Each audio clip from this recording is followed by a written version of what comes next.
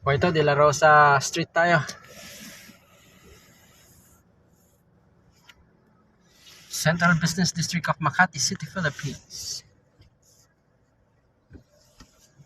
De la Rosa Access Road.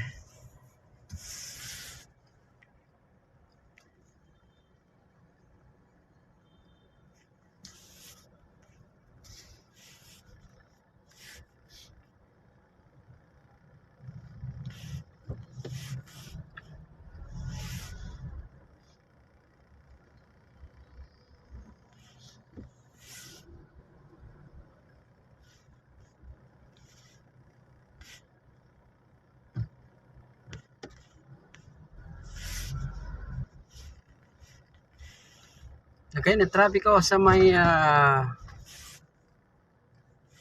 De la Rosa Street.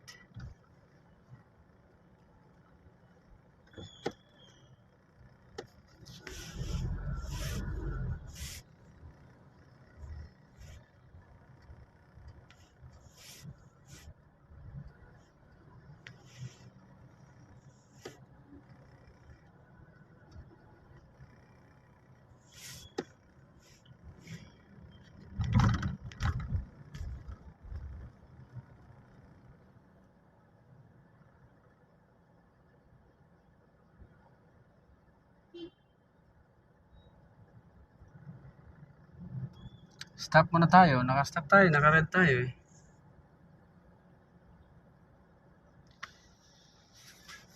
So yung nasa unahan ay Makati Medical Center.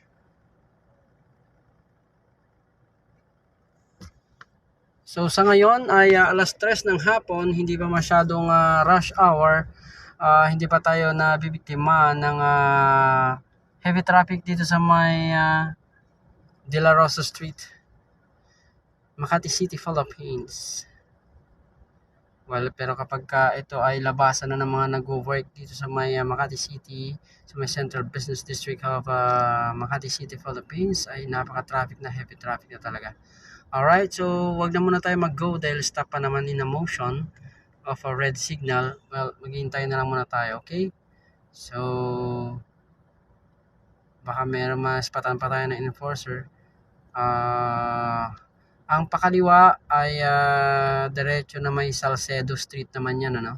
Salcedo Street naman yan, pakaliwa, pakanan Salcedo Street. Pero lokasyon natin ngayon ay De La Rosa Street, Makati City, Philippines. Alright?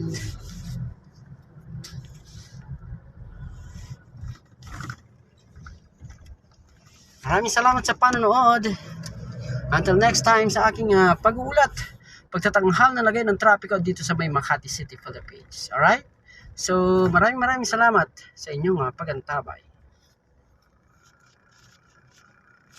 Sir Kylie Simons, be careful always.